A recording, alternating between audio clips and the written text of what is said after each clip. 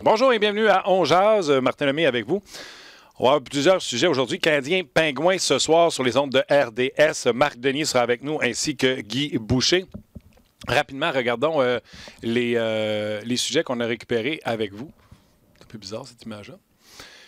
Patrick Roy, comment gérer la situation devant le filet du CH cette semaine? On parle bien sûr de ce 2-2. Demain, ce sera contre les Sénateurs d'Ottawa. Charles nous demande, croyez-vous qu'Alex Galchenyuk trouvera preneur s'il devient disponible sur le marché des transactions? On sait qu'il est rendu sur une 4e ligne avec Pittsburgh. Et l'équipe de On Jase vous pose la question suivante. Vos réactions à la suite du congédiement de Jim Montgomery et du communiqué des Stars de Dallas pour expliquer pourquoi on congédie notre entraîneur. Vous ne le savez pas. On va vous le lire dans quelques instants. Marc Denis et Guy Boucher s'en viennent jaser avec nous.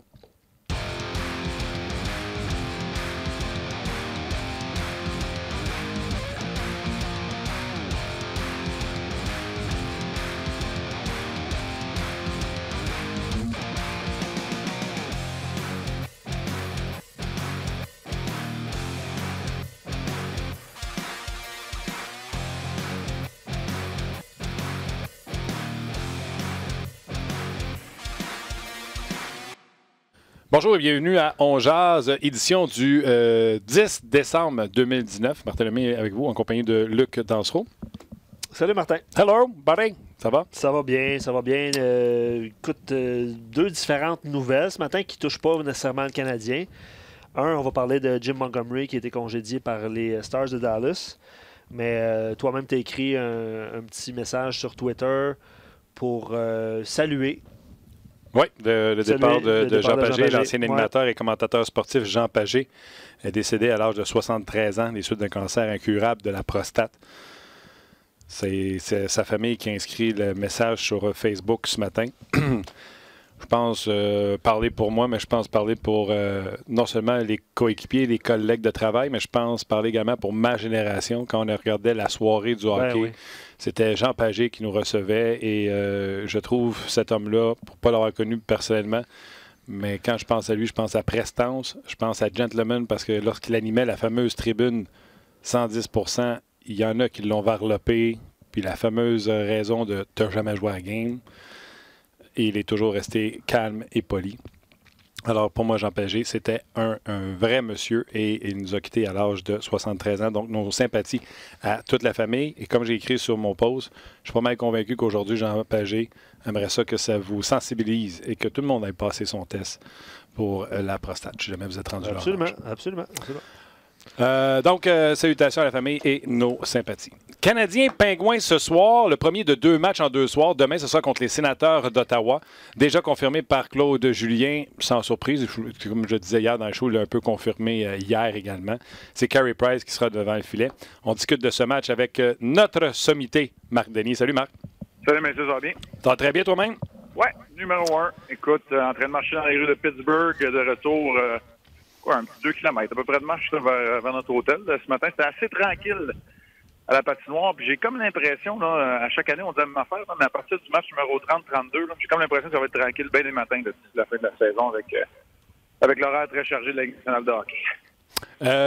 J'ai aimé, Luc m'a fait remarquer que Thompson était sur la patinoire ce matin. Lui, il va jouer avec un nouvel allié pour la première fois. J'ai aimé ça que le vétéran ne prenne pas l'option et qu'il s'en aille avec son allié, que ce soit pour lui ou tout simplement pour rendre Riley Barber confortable. Je trouve que c'est du leadership. Oui, c'est du leadership. Et Nate Thompson, c'est un peu ça. Tu sais, la traduction libre en français, là, c'est le pot de colle, là, mais pas parce qu'il est collant, mais parce qu'il garde l'équipe ensemble. Là. C'est un joueur qui favorise l'unité du groupe. Nate Thompson, c'est pour ça aussi qu'il fait partie de l'équipe. C'est pour ça qu'à 35 ans, c'est un des rares joueurs. D'habitude, là, les gars qui sont encore dans la Ligue à 35 ans ont déjà été des super-vedettes. Nate Thompson, ça a été toute sa vie un joueur de 3e, 4e ronde, 4e ligne, un gars qui écoule les punitions, puis un bon leader dans le vestiaire aussi. Fait, c'est un peu ça. Remarque, ce matin, c'était une pratique optionnelle où il y avait beaucoup de joueurs du Canadien qui étaient là. Carey Price était également sur la glace, même si c'est lui qui joue ce soir. Ça, t'aimes ça? Ah oui, j'aime ça. Mais en même temps, ça va avec superstition, routine. La dernière fois, tu étais sur la glace le matin, tu as gagné, tu rembarques. Il y a une autre séquence de 2 matchs en 24 heures. Il va y avoir beaucoup de déplacements la semaine prochaine. Fait que chaque occasion que tu as d'être sur la patinoire, c'en est toute bonne. OK. Pour revenir à Thompson avec Barber, on sait que c'est Luc qui me faisait remarquer. Pekka et Barber jouaient ensemble à Laval à la fin. Donc, les deux gars se connaissent. J'ai trouvé un peu simpliste les raisons que Claude Julien a dit il lance de la droite, on a besoin d'un droitier. Est-ce que toi, tu dis, garde, Charles Hudon travaille fort près poteau. Il n'a pas mal joué à New York, mais il n'y a rien qui aboutit. On monte un gars qui a une chimie visiblement avec Pekka. On va leur mettre un vétéran comme Thompson. Est-ce que le call-up, le rappel de Barber est aussi simpliste que Claude Julien l'a laissé paraître? Ou toi aussi, tu vois là de dire, regarde, un, il est droitier. Deux, Charles, ça n'aboutit pas. Est-ce que tu vois plus que juste la simplicité que Claude a parlé? Ben, j'en vois plus parce que Charles Hudon avait joué 9 matchs, donc un autre match, il devait passer à travers le ballottage pour être envoyé dans les mineurs. Ça, c'est une raison qui est très importante et qui a joué certainement. On voulait un ailier, on n'a pas besoin de centre, on préfère avoir Suzuki. Fait que ça explique pourquoi c'est pas Jake Evans, Vedemo qui joue très bien ou encore Ryan Paling qui continue d'apprendre. Puis Belzile est blessé. Fait que tu sais, des fois c'est par élimination aussi, puis j'en laisse surtout pas de crédit à Riley Barber. Là. Ouais. Mais tu sais, c'est un peu tout ça. Parce que quand tu te rends compte que t'es une organisation, les noms que je viens de te nommer là, je suis pas mal certain qu'ils ont tous été sur la table. Tu sais, on a fait choix un 10e à Charles Hudon. Là, c'est là où tu as raison. S'il avait marqué 3-4 buts dans ces 9 matchs, d'après moi, Charles Hudon, il jouerait une 10e game. Puis on prendra la décision plus tard. Fait que tu sais, c'est un peu tout ça qui contribue à la décision de voir Riley Barber, qui, soit dit en passant, depuis son retour au jeu là-bas à Laval, comme tu le mentionnais, en compagnie de Pekka, entre autres, mais en compagnie d'autres aussi, trouve le fond du filet puis joue du bien meilleur hockey. Oui, et c'est sûr que je vais demander au coach Guy Boucher tantôt, mais le fait qu'il vient de Pittsburgh puis de jouer à Pittsburgh, ça a-tu un effet ou c'est juste de la BS pour les journalistes? C'est une très bonne histoire pour les journalistes, puis c'est surtout qu'il est natif de Pittsburgh et qu'il peut aller chercher de l'énergie aussi. Il va jouer devant sa famille. Il va y avoir beaucoup de gens qui vont être ici. Il est allé à l'Université de Miami of Ohio puis pendant 4 ans. Donc, tu sais, je veux dire, on n'est pas loin là, d'être dans une zone de confort pour Riley Barber. OK. J'ai hâte de le voir ce soir. Puis comme j'ai dit 1001 fois, là, c'est pas comme si je retenais mon souffle quand on enlève des gars comme Hudon, Will ou Cousin, qui, ces deux-là, jouent bien et ont bien joué les derniers matchs. Mais je souhaitais qu'on brasse la soupe et visiblement, c'est ce qu'on va faire ce soir. Il a parlé également hier dans son point de presse, Claude Julien, de Otto Leskinen. Il avait dit qu'il y a bien des gens qui l'ont accusé pour le but à New York. Moi, j'ai vu la rondelle sauter par-dessus son bâton. C'est des choses qui arrivent. On n'impute pas la faute aux joueurs. Je veux en voir plus de lui. Fait que je m'attends à ce que ce soit lui au lieu de Riley ce soir. Est-ce que tu penches comme Claude? T'aimes ce que tu vois ou tu veux en voir plus toi aussi? Moi, je pense qu'il y en a plus d'où ça vient, là, honnêtement. Il est capable de bien distribuer la rondelle. Je pense que ça peut être un des meilleurs passeurs, francs passeurs là, à la ligne bleue du Canadien. Mais plus, écoute, honnêtement, lors du dernier match, parce que Kulak joue mieux, parce que Petrie joue du bien meilleur hockey que pendant la glissade du Canadien, tu es capable de répartir ça à peu près 25 minutes pour tes 3 piliers. Ça va être un des sujets d'ouverture en passant ce soir. Là. Fait que tes 3 piliers en défensif, s'ils jouent 25 minutes, il reste juste ça, là, une quinzaine de minutes à peu près pour Leskinen, puis une dizaine de minutes même, puis tu sais, je suis bien à l'aise avec ça. Est-ce qu'on peut en voir plus en 10 minutes? Peut-être, mais moi non plus, je ne l'ai pas utilisé pendant le match, je ne l'ai pas blâmé non plus. C'est plate pour lui, il lève les yeux, la rondelle saute par-dessus sa lame de bâton. Il est pris à contre-pied, ça a beau être Brandon Smith devant lui. Un gars de la Ligue nationale à pleine vitesse va te battre. Non, tu sais, moi je le blâme pas honnêtement, puis je trouve que si on le compare à l'échantillon qu'on a vu d'Olofsson, je préfère voir Leskinen là pour l'instant. Oui, puis tu as joué sur le Madison Square Garden. Je pense que la réputation est faite. C'est pas la plus belle glace non plus. Là. Ben, c'est un des amphithéâtres le plus occupé avec le Staples Center. Fait que c'est sûr que c'est pas la meilleure qualité de glace. Mais tu sais, il n'y a pas d'autre monde qui l'ont blâmé. En même temps, tu as besoin d'un peu de chance. Sur le but de Thompson, il y a eu un peu de chance. Sur le but de Brandon Smith aussi. OK. OK, je vais parler de stratégie. Tu sais, il n'y a pas de deuxième vague avec les Pingouins. Je trouve que, tu sais, on a tout mis nos œufs sur le trio de Malkin, qui est la première ligne avec Grenzel, puis ça marche. On a essayé, hein, Martin? On a essayé de répartir ça, puis comme toutes les équipes, à un moment donné, tu te rends compte que de mettre tes meilleurs joueurs ensemble, ça te fait une première ligne. Mettre les autres ensemble, ça te fait une deuxième ligne. C'est ce qu'on a fait, parce que Grenzel et Malkin avaient quasiment jamais joué ensemble. Oui, mais là, ça fonctionne. Mais étant donné qu'ils ont juste une ligne, même si tu es sur la route, puis on le sait que Claude Julien était capable de le faire, entre autres avec Zdeno Chara, est-ce que tu t'entêtes à faire jouer Chara contre Malkin tout le match? Ben, tu t'entêtes. Moi, je pense que tu veux pas aller jusqu'à briser ton rythme. Okay. Mais tu mets Sherrod et Weber ensemble. Puis, ce qui te permet de faire ça aussi, c'est que tu sais, t'as Petrie qui joue du meilleur hockey, donc tu peux le faire jouer avec Kulak. On a vu beaucoup Sherrod avec Petrie, c'était pour calmer un peu Petrie, parce que Sherrod a commencé à bien jouer, puis Petrie en a arraché un peu.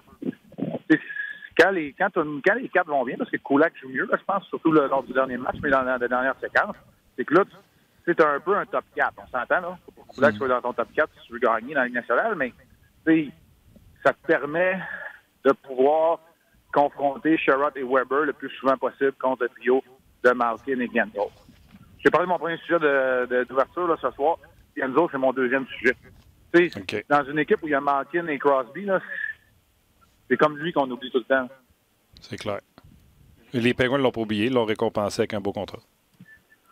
Exact. Ah ouais, puis, tu sais, il va dans les endroits durs d'atteinte, marquer 40 buts, il se démarque, il fonce vers le filet. Tu sais, c'est une chose de jouer avec les meilleurs, c'en est une autre d'être en mesure de tirer ton épingle du jeu. C'est clair. Genzo est capable de faire les deux, là, tu sais, fait que... C'est clair. Puis, tu sais, jouer avec Crosby, ça certainement, ça aide à forger ton départ, là, à être prêt à y aller de l'avant. Hey, Martin, tu sais qu'on est tout le temps en live, hein? Ouais. Là, je me permets de le faire, puis ça se peut que je paye cher de tout ça, là, mais tu sais, je suis en train de marcher avec mon ami et collègue Sergio Monmasso dans les rues de Pittsburgh, là, on vient de s'arrêter parce qu'il ne se rappelle plus le chemin pour aller à l'hôtel. Fait que peut-être que c'est plus que 2 kilomètres, finalement. Oui, Sergio, c'est de ta faute. Moi, je suis en train de parler au téléphone. On salue Sergio. Mais tu sais, je le niaiserai pas trop longtemps. Tu sais, Sergio, je ne veux pas qu'il se fâche non plus. Toi, tu as des méchantes palettes comme père de main, mais Sergio, là, c'est un homme en tabarouette. Hein? Quel set de main là-dessus. Ouais. OK. Canadien, on a fait le tour. J'aimerais ça te parler un peu des Penguins de Pittsburgh, si tu veux. Premièrement, le Canadien, peu importe qu'on mettait dans les buts, c'est les mêmes résultats parce qu'on donnait des chances A+. À Pittsburgh, Tristan Jarry, avec la même équipe, a des statistiques beaucoup plus éloquentes que Matt Murray. Et je pense, j'ai bien vu passer une nouvelle, c'est Jarry qui sera devant le filet ce soir d'ailleurs. Qu'est-ce que tu penses de cette situation-là? Pourtant, Murray avait bien commencé l'année. Oui. Écoute, la confirmation, on va l'avoir à 5 heures, mais c'était un entraînement ultra optionnel là, pour les Penguins ce matin. Puis c'était Matt Murray qui est resté longtemps sur la glace avec les joueurs qui faisaient de l'extra. Fait que c'est sûr que c'est de la spéculation qui est presque confirmée, disons-le ainsi, mais ça ressemble à ça. Tristan Jarry, écoute, 2 jeux blancs la semaine passée, 2e étoile de la semaine dans la Ligue nationale de hockey. Il joue très bien. Il profite de ses occasions. On voyait quand même en lui beaucoup de potentiel là, quand on l'a choisi au 2e tour. Gardien de l'Ouest, c'était un peu vers lui qu'on semblait se tourner. Mais Matt Murray a tellement connu un excellent début de carrière professionnelle à Wilkes-Barre. Puis c'est lui qui a pris la pole et a gagné des Coupes Stanley. Fait que ça se comprend. En même temps, après un bon départ, Jarry joue mieux que Matt Murray. C'est ça, un peu. C'est ça l'histoire. Alors, c'est lui qu'on va voir ce soir. Là. On n'a pas la confirmation parce que ce matin, là, comme c'était très optionnel, il n'y avait aucune disponibilité médiane, ni pour les joueurs, ni pour les entraîneurs des Pingouins. On va voir ça ou connaître ça vers 4h45, 5h, quand Mike Sullivan va s'adresser aux médias. Mais ça ressemble à Tristan Jarry qui va défendre la cage des Pingouins, effectivement. Moi, je vais prendre un commentaire de Philippe sur Facebook. C'est sûr qu'il ne compare pas le Canadien avec les Penguins de Pittsburgh, mais il dit la profondeur des Canadiens depuis le 16 novembre est affectée depuis qu'ils ont perdu Jonathan Drouin. La fiche, c'est 2-6-2. Et à la même date, Pittsburgh ont perdu Crosby, puis depuis la fiche est 6-2. Puis, tu sais, en parlant de profondeur, eux autres, c'était pas eux autres qui l'avaient. Là. Ils ont signé un gars qui n'avait pas de contrat depuis le début de l'année, Stéphane Nosen, qui a joué ça à 2, ça à 3, puis ça à 4. Fait que c'est pas comme s'ils étaient remplis de profondeur. J'ai l'impression que leurs meilleurs ont été meilleurs que ceux du Canadien. C'est-tu comme ça que tu résumerais ça? Ben moi, je résumerais ça un peu beaucoup à Malkin puis Genzo puis le temps. Ouais. Tu sais, je veux dire, tu as des joueurs tellement dominants à leur position, ce que le Canadien a bon, on en a parlé abondamment. Tu sais, quand on dit que le Canadien n'a pas de McDavid, ils n'ont pas de Malkin non plus. C'est sûr que Crosby, je suis pas en train de comparer avec Jonathan Drouin non plus, là, puis je comprends très bien le commentaire de notre intervenant, mais en même temps, tu sais, si t'as pas de Crosby, ça fait bien d'avoir un Malkin. Fait que c'est un peu comme ça que je le vois, puis je reviens encore à Genzo de parler de sa capacité d'adaptation, c'est d'être capable de jouer avec les deux, c'est exceptionnel. Fait que tu sais, t'as des bons compléments. Puis la profondeur en tant que tel, là, Ouais. l'équilibre, l'utilité, ben, tu es allé la chercher en signant des joueurs puis en t'améliorant ailleurs, comme tu as dit, avec Nosen, puis avec Teddy Brugers, puis avec ces gars-là. C'est comme ça qu'ils ont été chercher leur stabilité. Oui, puis au début de l'année, on disait qu'il y avait trop de défenseurs. Il faut croire que ça les a aidés à travers les blessures. OK, avant que je te quitte, il y a des gens qui posent des questions. J'aimerais ça t'entendre répondre à on a trouvé notre chemin en passant. Là. On va être correct. on va être là. C'est pour ça que je ris en même temps. Bravo. Hey, on veut Sergio comme voix de GPS à cette heure. Dans notre Sergio, mon guide n'importe quand. All right. Tu diras, on veut avoir sa voix dans le char pour la guide du GPS. OK, les gens te demandent, crois-tu que Alex Galchenyuk trouverait preneur s'il devenait disponible? On a entendu ce que Jim Rutherford a dit à son sujet avec toutes les blessures qu'il a. Il a besoin de s'atteler parce que quand les blessures vont venir, pas sûr d'avoir sa place dans le top 12.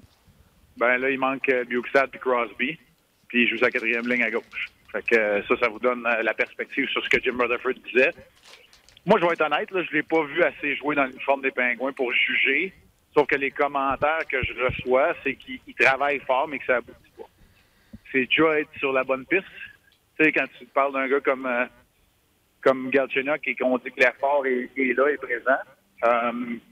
Est-ce qu'il trouverait preneur? Oui, assurément, là, parce que c'est encore un jeune joueur dans la Ligue nationale de hockey qui a déjà 500 matchs en arrière de la cravate. Mais, c'est sûr que quand tu fais une place, 2 places, 3 places, puis tu as de la difficulté à trouver ton vrai rôle, tu commences à te poser des questions sur le genre d'identité de joueur qui va apporter. Alors, ça va être un défi. En même temps, s'il le relève, qui est en mesure de garder sa place à l'intérieur de la formation des Pingouins, on lui lèvera notre chapeau dans ce temps-là. Mais je sais que je le dis souvent, ce soir-là d'échantillon, puis tu as regardé du hockey, Martin, puis je sais que tu en regardes énormément. Tu sais, des fois, il faut faire attention dans notre analyse. C'est pour ça que je ne la pose pas plus loin, parce que je n'ai pas vu assez de Galchenyuk dans l'uniforme des Pingouins pour approfondir ça, mais j'ai lu les commentaires et j'ai fait mes recherches. Oui, et puis je suis pas surpris, moi, en tout cas, on l'a vu Galchenyuk assez longtemps ici. Et, curieusement, il va trouver ça pas si pire. Montréal, maintenant, qui a fait Arizona et Pittsburgh, puis qui n'a pas eu de succès. Je veux juste dire aux gens là, qui s'insurgeaient, il joue à gauche pour la 4e ligne, Galchenyuk à soir. Oui, ceux qui avaient un plaidoyer pour le centre, là, à gauche. OK, commentaire sur le congédiement de Jim Montgomery qui est arrivé à Dallas. Je ne sais pas si tu as la nouvelle au complet, parce que je peux rappeler aux gens. Jim Montgomery, à la surprise de tout le monde, a été congédié. Et immédiatement, les Stars ont sorti un communiqué qui explique que certains agissements ne seront pas tolérés avec les Stars de Dallas. On doit se porter avec respect et classe quand on travaille pour l'organisation. Et pour ces raisons, on a dû se séparer de Jim Montgomery. On n'en sait pas plus. Tes premières réactions, Marc? Ben, comme tout le monde, là, quand j'ai vu que Jim Montgomery avait été licencié ce matin, j'ai fait le saut parce que les Stars de Dallas, pour moi, représentent une des formations qui peut faire des dommages dans l'Ouest. Ceci étant dit, ben, on va être honnête, là, on rentre dans une nouvelle ère. Si on a besoin d'une confirmation, on l'a eu hier à Pebble Beach. En ce qui a trait à l'attitude et la façon de se comporter qu'on va tolérer ou pas, toutes les sources semblent pointer dans la même direction, que ça n'a rien à voir avec racisme, abus de joueurs, mais autres conduites qui n'étaient pas professionnelles. Alors, j'ai pas assez d'informations, puis je vais faire bien attention dans ce que je dis, mais clairement, le message est clair à travers la Ligue nationale de hockey. Envers les entraîneurs, moi, je pense que ça va toucher les joueurs tantôt, les dirigeants. Quand tu représentes une organisation de la Ligue nationale de hockey maintenant, sur la glace ou à l'extérieur, tu vas te comporter en professionnel en tout temps. Et il n'y aura plus de passe droit, puis on n'essaiera plus d'étouffer les affaires. Je pense que c'est ça le message. OK. Attends une seconde. Guy, moi, là, j'ai l'impression d'être au cinéma et qu'il y a un gars qui mange du popcorn en arrière de moi. Qu'est-ce que tu veux dire? Tu peux parler de ton micro, Marc? Il me parle, tu me parles, puis il pense que je comprends. Qu'est-ce que tu veux demander à Marc? Attends, on va ouvrir ton micro, là. Oui. Est-ce que tu penses, Marc, que ça va, comme tu as dit, à un moment donné, ça va être des joueurs, là. Après ça va être des employés, des trainers, des thérapeutes, des médecins, des gérants, mais des propriétaires peut-être aussi. Tu sais, je veux dire, ça peut aller loin, tout ça, là. Ça peut aller loin, puis on a déjà vu dans la Ligue de l'Ouest, c'en est un trainer qui faisait le côté médical et le côté d'équipement, là, comme c'est le cas souvent dans les équipes juniors, qui a été remercié. Fait que, oui, moi, je pense, tu sais, l'imputabilité, là, la responsabilité, maintenant, ça tombe. C'est correct. C'est une micro-société, mais ça sera plus protégé dans sa bulle. Moi, j'ai rien contre ça. On évolue, on s'en va par en avant. Tout le monde va être imputable de sa conduite. Puis je pense qu'on en a un autre exemple, là. Encore là. Mais, on n'a pas toutes les infos. je suis totalement d'accord avec toi. À partir de maintenant, tout le monde va être clair sur c'est quoi les critères, pas juste d'embauche, mais après ça, comment tu te conduis. Mais combien loin on recule en arrière avant? Gary Bettman a dit hier que ce qui n'est pas bien aujourd'hui n'était pas mieux en 80. On va remonter aussi loin qu'il faut. Ben, c'est ça. Là. Là-dessus, c'est pas que c'était mieux. Là, encore là, je vais faire bien attention parce qu'on sait même pas, on a l'impression de marcher sur des œufs là, quand on parle de ça. Mais il ne faut pas non plus revenir en arrière puis voir quelqu'un être congédié pour quelque chose qui a été fait il y a 15 ans, à moins que ce soit de nature criminelle. Là, je ne veux pas embarquer dans les patentes. J'ai aucune idée de tout ce qui a été fait, tout ce qui a été dit ou pas dit. Mais c'est normal que tout évolue, tout change. Mais à partir d'aujourd'hui, il y a une ligne qui a été tracée. Puis elle est claire. Là, clairement, dans le cas de Montgomery, ça ne remonte pas assez longtemps. Si on dit dans le communiqué que c'est en tant que membre des Stars de Dallas. Ça fait pas 8 ans qu'il est là à Dallas. Alors, c'est ça. C'est une nouvelle ère, assurément. Puis, écoute, je l'ai eu la conversation avec mon coach à Chicoutimi. On n'a pas le choix de l'avoir. C'est comme ça aujourd'hui. C'est le même. Puis, s'il y a des affaires, des histoires qui peuvent ressortir, il faut que tu les connaisses. Puis, à partir de maintenant, il n'y a plus rien qui va être toléré. Je présume que c'est une bonne conversation que toutes les organisations ont eue avec leurs dirigeants et leurs entraîneurs. Oui, puis j'étais comme sous l'impression qu'il fallait que tu en aies une autre parce que, tu sais, on a fait au coach, les coachs, mais là tu sais, le panier est ouvert grand là, en disant, il faut que tu passes la gratte, c'est les joueurs, c'est tes trainers, c'est tout le monde. Là, puis encore là, c'est correct, là, la société prend le bon bord. Je suis tout d'accord avec ça, là, mais je ne sais pas s'il a fallu que tu fasses un autre appel pour dire, juste être sûr, les gars, que vous aviez compris là, qu'on s'en va très large là-dedans. Là. Non, j'ai été assez clair. J'ai été assez clair dans mes affaires. C'est bon. Sinon, t'amèneras. Pour le match de ce soir, puis je vous laisse entre les mains du boucher, Colin. Ça va être aux enfants. Sinon, t'amèneras, s'ils ne comprennent pas, t'amèneras Sergio avec toi. Ouais, Sergio, il est capable de faire comprendre bien les affaires, mais lui aussi, ça évolue. Hey, Sergio nous a rendu à l'hôtel en passant. C'est bon. Il est capable. Ouais. All right. Attention à toi, tu regardes ce soir, 19h, ça commence, mais tu seras à 3,60. Oui, on va être à hockey 360 avant, absolument. Salut, messieurs, bon match. Bye. Thank you, Marc. Bye-bye. Salut, Marc. C'est dur de lire des commentaires parce qu'on ne veue pas spéculer non plus sur ce qui se passe. Là. Exact. Mais quand même, regarde, prends-en un ou deux. Je voulais dire un mot que je ne me suis pas risqué. Tu as trop mangé de noix, je pense. Non, j'ai juste pas voulu me risquer de me faire un péraniste là. On va vous présenter une capsule d'un de nos collègues de Hockey 360. Et moi, j'ai oublié son nom. Jean-Christophe, que j'adore en plus. Sur Evgeny Malkin. Ouais, on va laisser Guy finir ses pinottes. Puis venez s'asseoir. Écoute, j'ai l'impression que je suis au cinéma avec un gars avec son sac de popcorn. Il choisit ses popcorn. Il regarde ses peanuts, puis il fait non, pas celle-là, celle-là, celle-là. Ça doit être un mélange. Ouais. On installe Guy et on arrive tout de suite. Evgeny Malkin fait partie de l'élite de la Ligue nationale depuis plusieurs saisons, c'est évident. Mais le fait qu'il joue dans la même équipe que Sidney Crosby lui enlève-t-il de la notoriété? Une chose est sûre, lorsque Crosby n'est pas là, Malkin élève son jeu d'un cran, comme nous le démontrent les statistiques avancées de Sportlogiq. Si on compare les statistiques de Malkin l'an passé à celles des matchs qu'il a joués sans Crosby cette saison, on se rend compte que plusieurs statistiques offensives sont à la hausse.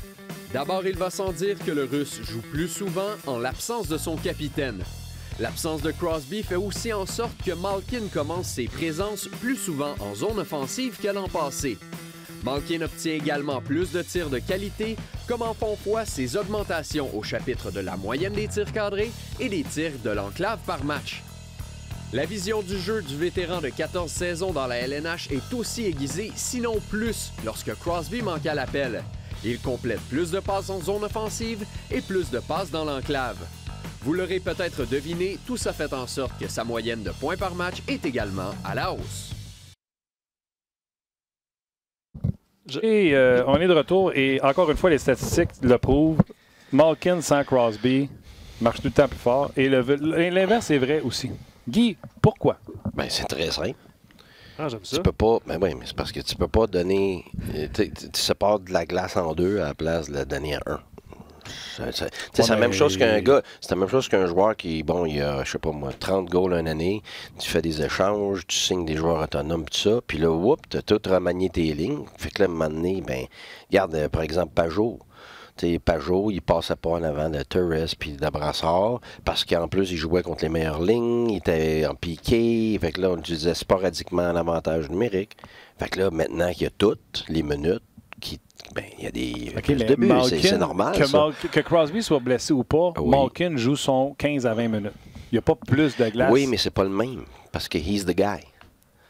C'est lui. Ils vont choisir Crosby avant Malkin. Quand Crosby est là, la grande majorité du temps, pour les gros moments. Là, les gros moments, c'est Malkin. C'est aussi simple que ça. Mais tu as besoin de 5 gars à la glace. Quand tu as besoin d'un grand moment, normalement, ils les envoient 2 ensemble. Non. Powerplay, ils sont ensemble. Oui, c'est tout. Non, des fois, ils vont y mettre ensemble les deux pour avoir un été. Non, c'est très rare. Réellement, on a joué toute une série contre eux autres, puis ils n'étaient jamais sur la même ligne. On peut pas m'estimer que ça. Non, là, mettons que c'est l'argument. C'est ça l'affaire, c'est que t'en choix. Tu sais, garde, t'aimes pas. T'as-tu vu le paquet de bons joueurs qu'il y a là? Tu penses-tu que Gould, là, il serait sur une 4e ligne dans les autres équipes? Non.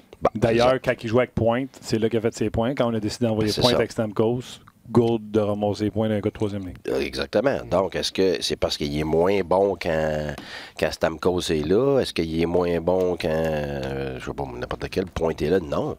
C'est tout simplement parce que c'est les moments cruciaux, importants, ben ils sont donnés à ces gars-là. Fait que, puis en plus, c'est sûr qu'il y a aussi de l'urgence là-dedans. Là. Ça c'est le deuxième point. Le premier point, c'est tout simplement, il est sur la glace d'un gros moment. C'est à lui qu'on demande, bon.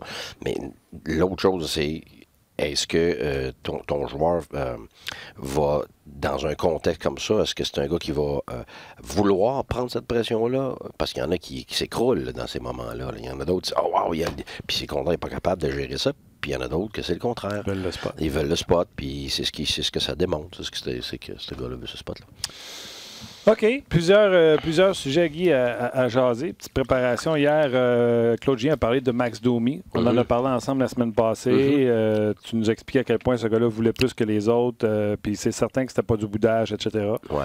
Claude Julien, il dit on aimerait ça voir le Domi de l'an passé. Ce qu'il a noté, c'est que Max Domi prenait beaucoup plus de lancers l'an passé et était beaucoup plus dans l'enclave entre les points de mise en jeu. Puis il dit on essaie de l'aider de ce côté-là.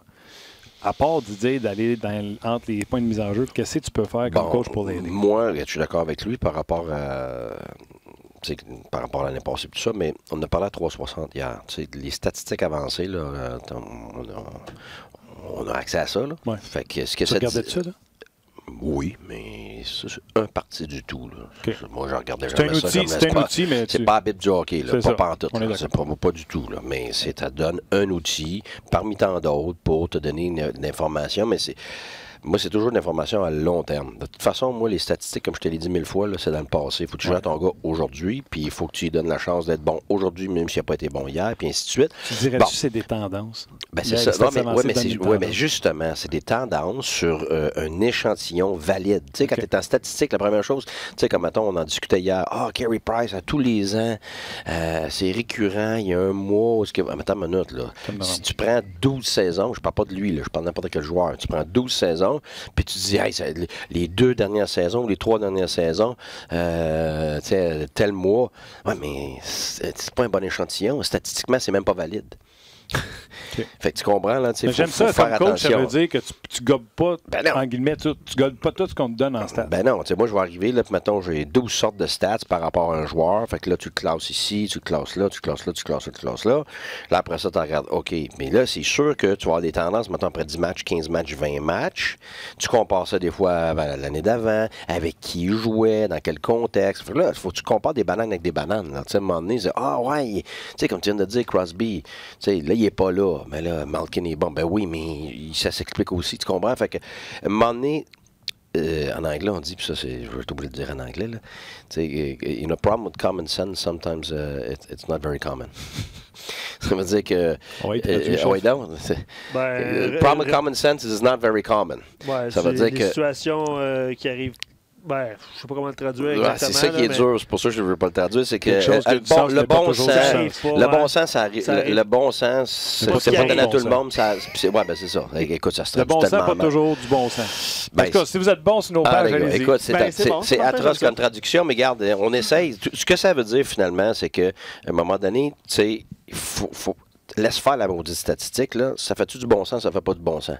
Tu sais, à un moment donné, comme moi, j'ai fait mes études d'ingénieur, à un moment donné, tu calcules, tu arrives à la fin, tu t'en vas mettre ta réponse, puis là, tu t'amets, puis tu penses pas 2 minutes parce que tu as juste fait un calcul. Ouais, mais attends une minute, tu regardes après ça la réponse dans le contexte, là, la grandeur de tel morceau, après l'avoir coupé, est encore plus grande qu'avant. Ça fait pas de sens, là. Fait que c'est pareil dans les statistiques. Il faut que tu saches faire la part des choses. saches comprendre que oui, ça te dit une sorte d'information, mais probablement que celle-là, puis celle-là, puis celle-là, puis celle-là a plus d'importance que celle-là. Fait que si tu restes pris là-dessus, ben là, tu t'handicapes toi-même, tu handicapes ton joueur, tu handicapes ton équipe.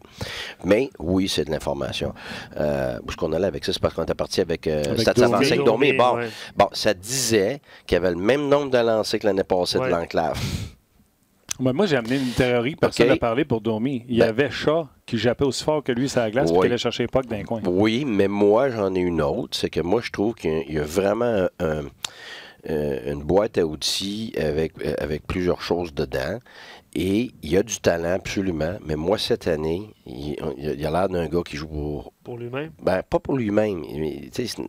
Son contrat, ses points. Mais c'est pas parce qu'il n'est pas selfish en ce moment. C'est pas ça. C'est vrai qu'il ne fait pas confiance. Non, moi, c'est pas ça. C'est qu'il veut produire. Il veut produire. Comme j'ai vu des tonnes de scoreurs, puis pour scorer, parce qu'il a scoré l'année passée, il pensait qu'il a scoré. Fait que là, ce qui se passe, c'est qu'il cherche des espaces libres.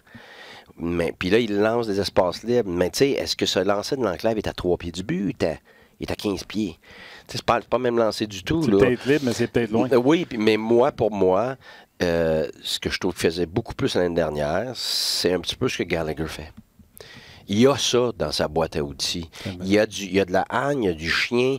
Puis moi, je trouve que cette année, quand il va dans l'enclave, c'est pour avoir un lancer. C'est pour faire sans faire un beau jeu. Il mise trop sur le talent. Dans sa game, pour moi, il mise trop sur son talent cette année.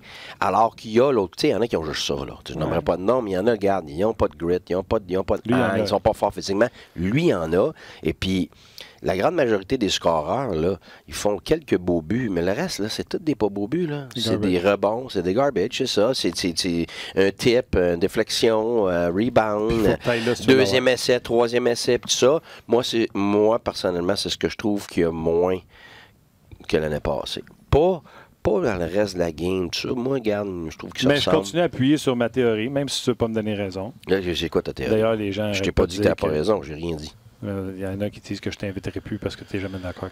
Ah, OK. C'est pas vrai. Moi, je t'ai invité. Non, mais... Il n'a même pas dit ça, mon espèce. Non, mais ce que j'allais dire, c'est Andrew Shaw. Oui. Si t'es pas réveillé, te garde réveillé. Andrew Shaw met tout le temps le feu au poil.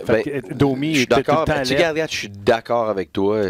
Non, mais c'est dans le sens que tous les joueurs sont contagieux. Comme là, tu es contagieux. Là, tu m'as fait allumer. Je te dis, peut-être peu que je suis pas toujours d'accord avec toi. Fait que là ça me garde. Mais ce que je veux dire, la bonne humeur de quelqu'un, c'est contagieux. Ouais. Le contraire est contagieux.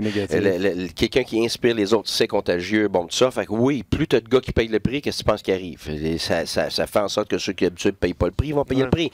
C'est comme je dis toujours, tout le monde rit avec mon gâteau au chocolat. T'sais, si tu veux un gâteau au chocolat, mais que 3/4 de ton gâteau, c'est à vanille, ben t'as pas un gâteau au chocolat. Comment... C'est ça, là. Hey, on est dans la bouffe des animaux. Bon, j'ai changé les animaux, là. Je voulais plus que je fasse des animaux. Là, on va faire de la bouffe. C'est bon. Hey, on va quitter Facebook dans quelques instants. Vous avez eu un avant-goût de ce qui va se passer dans la prochaine demi-heure avec Guy, mais je veux quand même poser des questions, en fait. Denis Bérubé dit, est-ce que Domi aurait peur de prendre des pénalités puis il se trouve un petit peu plus ses breaks? Honnêtement, je pourrais pas dire pourquoi, parce que ça serait spéculé. Puis honnêtement, tu sais, dans la saison, là, tu sais, lui, il parle à ses coéquipiers, il se parle lui-même, parle à son agent, parle au coach, parle aux assistants coach. Tu sais, la haine, ça s'invente pas. Non, mais c'est parce qu'il l'a, mais moi, si j'ai engagé, mais regarde, je peux être dans le champ, là. Mais de mon expérience, là, des joueurs qui scorent puis qui scorent pas, là, c'est dans la tête. Et c'est parce que, à un moment donné, ça devient un obstacle de scorer plutôt qu'un défi. Et puis, il commence à penser trop, puis à chercher d'autres choses que d'habitude pour scorer. Tu sais, quand les coachs disent on revient à la base, écoute, c'est une phrase plate, ça? Parce que moi, j'aime ça être spécifique dans la vie. C'est quoi la base? Parce que c'est pas la même base à tous les moments, pour tous les coachs, pour tous les joueurs. Il y a des choses que oui, mais il y a d'autres choses que non. C'est quoi la base de Domi? C'est pas la même base que Kuznetsov. Tu comprends-tu, là? Mais oui, dans tes choses de base d'équipe, il y a des choses, quand tu backcheck, tu prends ton nombre, c'est des choses de base, mais dans son cas, lui, pour sa game à lui, pour moi, la base, c'est d'aller se frotter, puis d'aller chercher de la cochonnerie devant le net. C'est là les buts. Tu sais, regarde, le monde, quand j'avais coaché Stamkos, j'ai scoré 60 buts, OK? Puis sur les 60 buts, là, tout le monde parle de son one-timer, il y en avait 4 de même, c'est tout. Sur 60, il a scoré 56 buts d'une autre façon. Puis quand il jouait pas bien, parce que l'année d'avant, il y avait une passe à la pas, puis là, il pensait, puis il se plaçait à d'autres places, puis tout ça. Mais en réalité, il s'éloignait de l'endroit qui lui donnait le plus de buts, qui était devant le filet. Comment de but que t'as parce qu'elle te frappe et elle rentre. Elle pogne ton bâton, tu sais même souvent, pas. Le gars veut se libérer, il veut se créer de l'espace, fait qu'il sort du bâton en avant du filet. Mais oui, là, il est plus proche de la regarde, j'ai regardé justement hier, Ovechkin, il a scoré comment son but? C'est pas un one-timer, superbe passe, le kit, là. Il était devant le filet, but dégueulasse. Il bat ça, puis ça rentre. Tu sais, un scoreur qui score énormément de buts, il y a bien plus de buts comme ça que des autres buts. Fait que là, c'est comme à la bourse. Tu dis, OK, cette action-là, elle va te donner 10 de retour, puis l'autre, elle va te donner 2 de retour. Mais ouais, mais si tu investis dans le 2 de retour, pourquoi tu t'attends que tu vas avoir plus que quand tu investis sur celui qui a 10 de retour? Même si le 2 est plus spectaculaire. Exactement. Exactement. Parce que, oui, non, ben là, on est rendu à la bourse. J'espère qu'on va avoir plus de crédit que le gâteau au chocolat. mais tu comprends, tu sais, que oui, puis tu as raison. Tu sais, peut-être que le 2 à bourse, hey, c'est supposé monter, ça va me donner un coup, puis tout. Ouais, mais personne ne l'a vu venir, je vais faire le long shot. Le long shot, puis l'extra, puis le spécial. Ouais, mais c'est ça, on l'a dit combien de fois. Tu sais, la grande majorité du temps, un joueur est extraordinaire. Pourquoi? Parce qu'il fait des choses ordinaires. Souvent, à répétition, bien plus que les autres. C'est ça qu'on oublie. Fait que même si Ovechkin, il a eu un super bon lancer, ça fait quelques années qu'il maintient sa game. Pourquoi? Parce qu'il frappe, parce qu'il back-check, parce qu'il bloque des lancers, parce qu'il est devant le filet, parce qu'il paye le prix des deux bords. Tu sais, tout ça, tout le monde dit, il a finement compris. Quel spécimen. Ben, mais justement, son spécimen, il ne s'est même pas amélioré par rapport à son lancer. Il n'y a rien amélioré par rapport à son lancer. Non, il joue mieux. Ben c'est ça, parce qu'il a la base, puis il va chercher les buts les buts que tout le monde peut avoir, finalement. Je lis quelques commentaires sur Facebook, et je vais poser une question Facebook pour y répondre sur rds.ca. Étienne Cardinal, il dit « Je l'ai vu au Centre Bell l'année passée et cette année. » Puis il dit oui, ce n'est pas un échantillon valide, mais on le voit réfléchir de la section 300 du Centre Bell. Je trouve ça excellent. En parlant de Max Domi. Ouais. Mathieu pose une question, mais avant la question, il y a un petit peu, j'ai pris ça... ça a défilé malheureusement, je ne les trouve pas. Ah oui, Constantin Abrahamson qui écrit « Pouvez-vous dire à Guy que je l'aime énormément, s'il vous plaît? » Ah, ben moi aussi je l'aime. Bon, c'est fait. Le message un peu ben oui, merci. Ben oui, nous autres, sont C'est-tu beau, ça? J'ai mis une petite fleur. T'es fier de moi? Ouais. À part, tu manges tes peanuts comme un sac de popcorn. Il y a quelqu'un tantôt, c'est Eric, qui écrivait quand tu parlais puis on ne te voyait pas à la caméra. Il disait, écoute, comment ça, Guy, il n'a pas fini de s'habiller, c'est pour ça qu'il n'est pas entre vous deux. Et je pose la question de Mathieu, on va lui répondre sur rds.ca. Il dit, pourquoi ne pas changer ses trios et mettre Domi, exemple, avec Gallagher pour le relancer? Il va répondre à ça, mais avant, c'est parce que ma question que j'ai posée il y a 10 minutes est toujours non répondue. Elle est en suspens. Fait que venez-vous sur rds.ca. Le suspense continue. Est-ce que Guy répondra à la question? Ça aurait pris un effet. C'est juste demander qu'est-ce que le coach peut faire. Parce que Claude a dit on essaie de l'aider à aller d'un point. Qu'est-ce que le coach peut faire? Ben, écoute, je vais répondre à ta question. En même temps, je vais répondre à la question qui vient d'être posée sur le vidéo, il joue-tu au poche avec? Ben oui, écoute, tu fais tout. Tu fais tout, là. Moi, c'est pour ça que ça me fait rire des fois quand les gens... Hey, ils ont-tu dit telle affaire? Oui, mais on veut savoir dans le dedans. C'est comme en maths, tu dirais au gars qui est en train de faire, je sais pas moi, des intégrales, puis tu dis, hey, tu pensais à faire son 2 + 2 = 4? Tu veux dire, tu fais ça à journée longue depuis, tu sais. Fait que... Tu passes à travers tout ça. Souvent, tu essaies de respecter. Souvent, c'est l'ordre des choses qui est important. Moi, j'ai appris ça avec le temps. Tu sais que tu peux faire ça. Tu sais que tu peux faire ça, faire ça, faire ça. Mais à un moment donné, quand tu fais tellement de choses, tu es tout mêlé. Fait que souvent, c'est de juger l'ordre des choses qui t'empêche justement de te rendre dans des choses qui vont mêler les joueurs, puis et toi-même aussi, parce qu'à un moment donné, comme entraîneur, tu as tout fait. Là. À un moment donné, tu fais le tour, l'écoute, tout a tout fait. Tu le passes à ton assistant. Tu demandes à un de tes leaders. Tu dis à ton assistant, je suis plus capable, j'ai tout essayé. C'est déjà arrivé. C'est pour ça que tu as un staff. Là. Je veux dire, il n'y a aucun président de compagnie, il n'y a aucun professeur de n'importe quelle classe qui a toutes les solutions pour tous les élèves, tous les gens qui dirigent. C'est impossible. Fait que c'est là qu'il faut que tu aies l'humilité de dire, regarde, moi, j'ai mes forces, j'ai de la facilité avec tel type d'individu, puis avec lui, j'ai une belle relation avec lui. Mais toi, tu sais, Martin Raymond, tu as une superbe, mettons, à Tampa, il y a une belle relation avec Steve Downey. Steve Downey, il faisait confiance, il était capable de le calmer, tout ça. Fait que, regarde, Martin, il faisait un job exceptionnel avec lui. Puis quand Steve Downey était à son meilleur, c'était pas à cause de Guy Boucher, c'était à cause que Martin Raymond, il avait fait un super boulot avec lui. Puis c'est comme ça, c'est que tu as des affinités avec certains individus, puis tu essaies d'utiliser tout. Fait qu'à un moment donné, c'est sûr que, gars, comme là, je suis pas mal sûr qu'ils en ont essayé pas mal, là. OK? Mais moi, ce que je dirais à la question, c'est pourquoi qu'il ne le met pas avec Gallagher pour le lancer? C'est une bonne idée. Le seul problème, c'est que si tu brises quelque chose qui va bien pour essayer d'en faire fonctionner une autre, puis je l'ai fait à plusieurs reprises, c'est très dangereux parce que tu te dis, c'est pas grave, après on les remettra ensemble. Et c'est tellement bizarre, c'est tellement fragile la chimie, là, que des fois tu fais ça, puis ça ne marche plus. Tu sais plus pourquoi, mais là tu en as perdu 5. Fait que c'est très, très difficile. Il y a des filles de même, c'est ça, tu y as parlé, tu as joué avec lui, tu n'as pas voulu jouer avec moi, puis c'est plus pareil depuis que tu es parti jouer avec lui. C'est pas ça que les gars se disent? Honnêtement, premièrement, ça c'est une autre chose. C'est que tu vas relancer Domi, tu mets Gallagher là, mais Dano puis l'autre, là, qui aiment ça, jouer avec lui, puis que ça va bien, puis qui ont une bonne saison, là, c'est quoi leur réaction à eux? Ils vont dire, on va le faire pour l'équipe. Mais tu ne mets pas dans un bon état d'esprit, puis c'est ta première ligne, tu comprends? Fait que des fois, tu es chanceux. La première ligne, c'est comme sa première ligne, mais elle va pas bien. Ou tu as un des gars là-dedans là, que les autres veulent pas jouer avec. Fait que là, c'est facile, ça. Regarde, t'en parles pas, puis tu le fais dans une game, tu le fais pour relancer quelqu'un. En ce moment, s'ils le font pas, c'est fort probablement parce que les 3 gars aiment ça jouer ensemble, les 3 gars vont bien, puis ils ont gagné des matchs. Fait que là, ça a pris du temps de d'avoir Tatar de la passée. Ben c'est ça. Fait que justement, là, Tatar, c'était pas le même que l'année passée. Là, à un moment donné, tu vas commencer à jouer avec pour replacer l'autre. OK, j'aime ça. Tu comprends-tu? Fait que c'est là que tu te fais... c'est comme jouer aux échecs. Tu sais, quand tu joues un coup...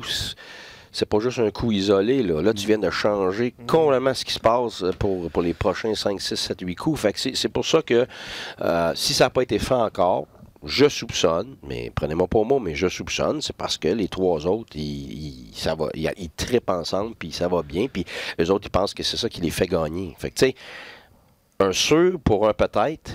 Ouais. Faut que tu fasses attention. C'est une belle explication. Puis je pense pas qu'on va passer l'émission sur Max Domi. Là. On en a j'ai parlé fini, hier, mais je veux en lire un dernier. Sur Max Domi. Mais ta question, je peux te parler 2 heures de temps. Qu'est-ce que tu fais avec un individu? J'adore ça. Moi, c'est parce que là, on va rentrer dans la psychologie. On va rentrer dans des vidéos. On va rentrer dans... comment tu fais un transfert de focus sur le négatif vers le positif, sur le résultat. Tu t'en vas vers le processus, vers briser ça, pas briser, mais segmenter ça en des petites choses à gérer, des petits buts à court terme, pas à long terme. Tu rétrécis tout ça. Comment faire voir un défi plutôt que de voir ça comme une menace. Tu as toutes ces approches-là. Je prends tout ce que tu dis, là. Oui. Dans ma tête, là, je me vois avec mes filles. Ben oui, ça s'applique dans la vie. Ma fille, elle a un projet à l'école, là, puis elle ne vaut pas le bout.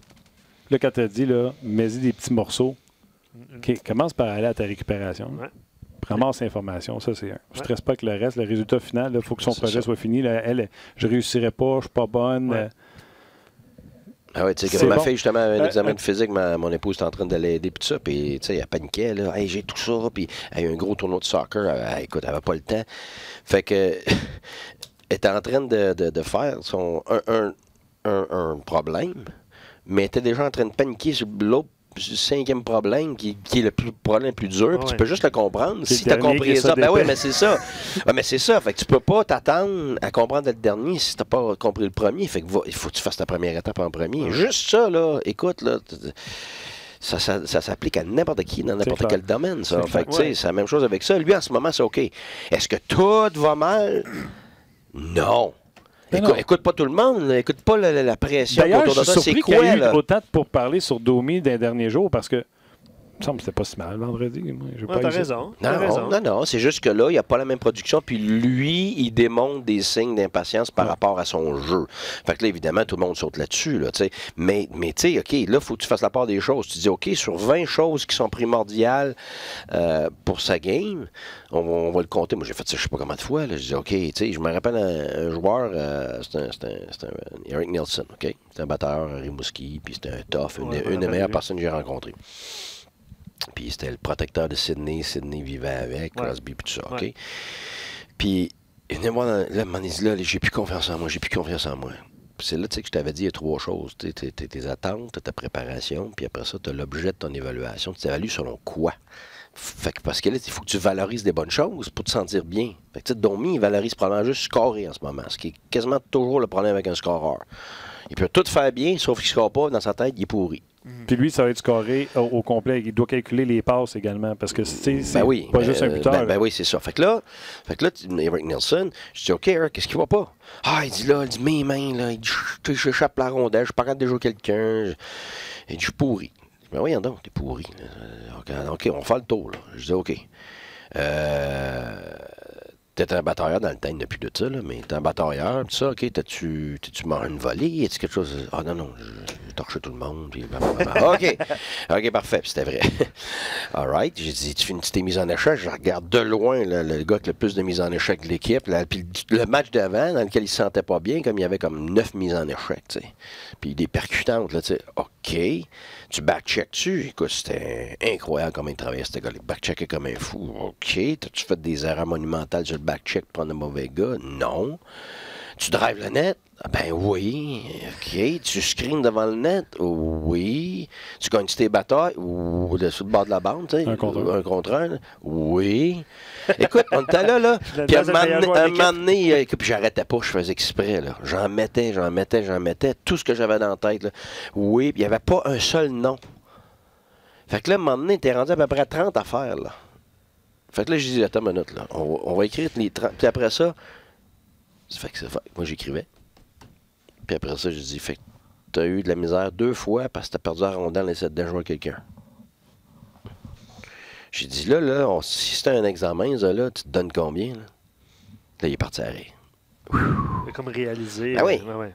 Fait que là, lui, après ça, il est parti, puis il flyait sa pratique. Puis il y avait pourtant, on n'a pas... J'ai rien fait de sa glace avec lui, j'ai pas montré de vidéo, j'ai juste changé sa perspective. Tu changes son focus.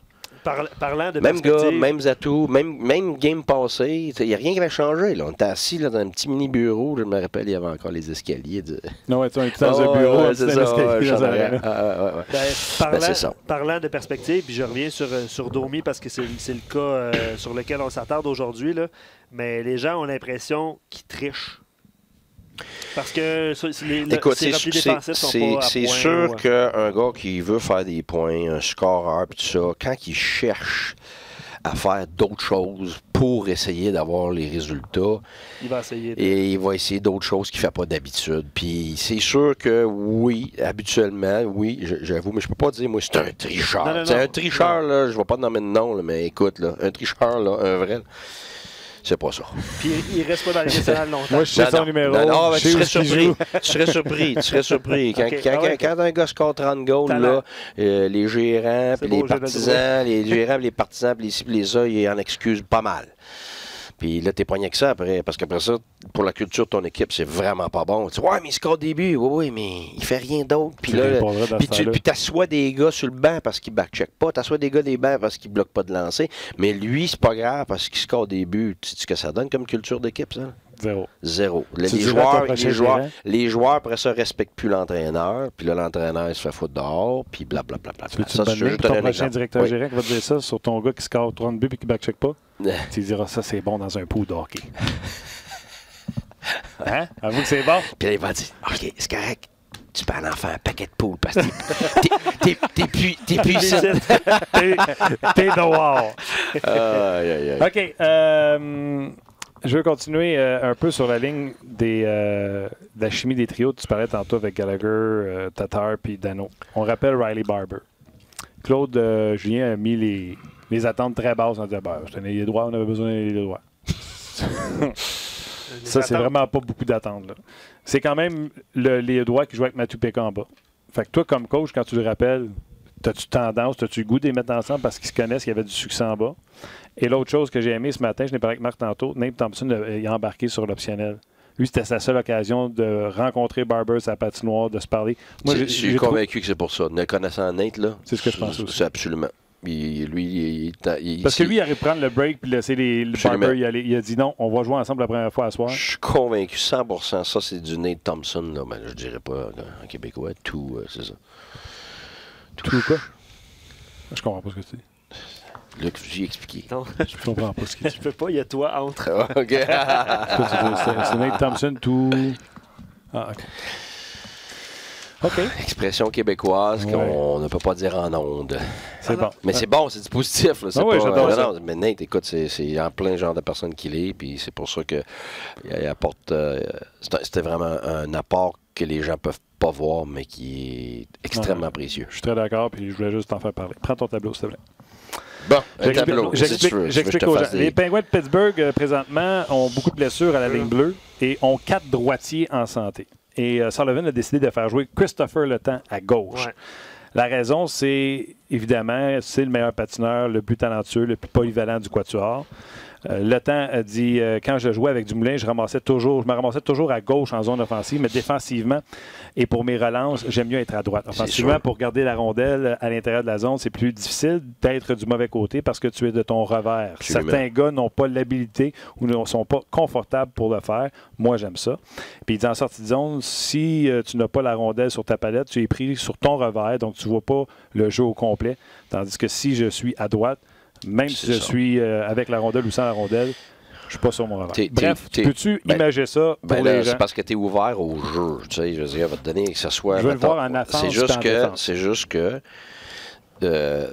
pour un droitier, tu sais, tu tiens ton bâton avec quel... Pourquoi on dit un gaucher et un droitier au hockey? Parce que en réalité, c'est le contraire.